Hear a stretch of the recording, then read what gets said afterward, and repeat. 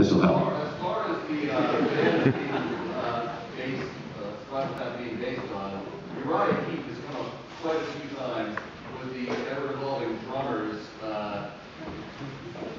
Is that... So, yeah, the question is... Well, no, not at all. No, it's just, it really was taken from just this overall genre, that it's not there's no specific thing in this at all that has anything to do with it.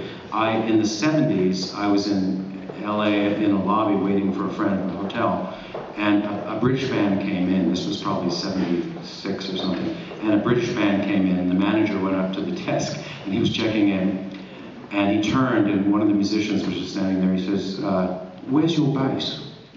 Where's your bass? He says, well, where's your bass? Where'd you put your bass? I don't know. What do you mean? I think I left it at the airport. You left your bass at the airport. My what? Your bass. Where's your bass? I don't know, do I? Maybe it's this went on for 20 minutes. So you're saying you left your bass at the airport? Yeah, well, I don't know, do I?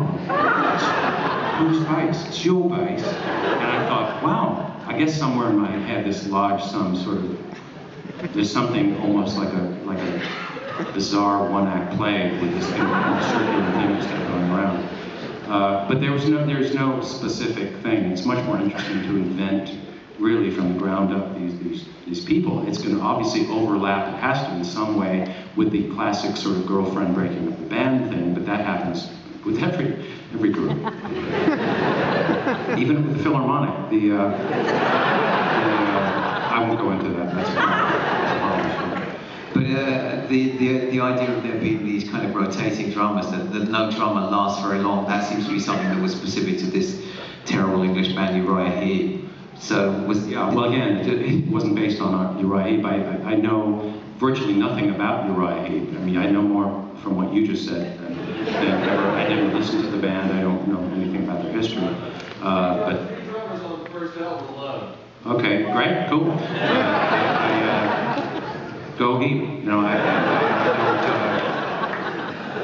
I'll stick with my story, which I wasn't based on that, but I'm sure they're lovely lads. Another question. Yeah. I'm just curious, with you performing, I know the stories about you opening up and ending up being opened for, but with the crowd... I don't know what that means, but can you be clearer?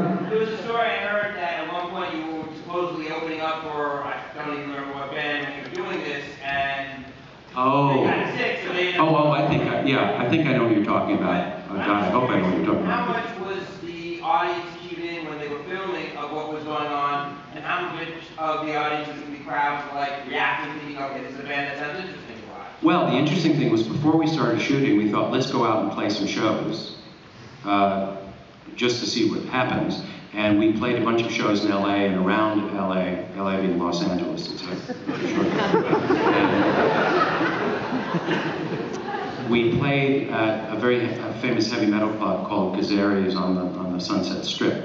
And it was a place, and the band that did In Gotta Beat It, if you're old enough to remember that song, Iron Butterfly, was a famous band. One of the members, I don't remember which, had a impacted wisdom tooth, and it ended up that they opened for us. It was this most bizarre situation. But we played a bunch of these gigs. Nobody knew the context of this. We were just another band, and we played those sets, and people just said, sure, it's just loud and whatever it is.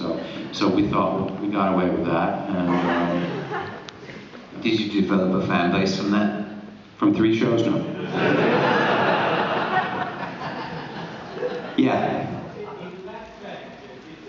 You were just over here, right?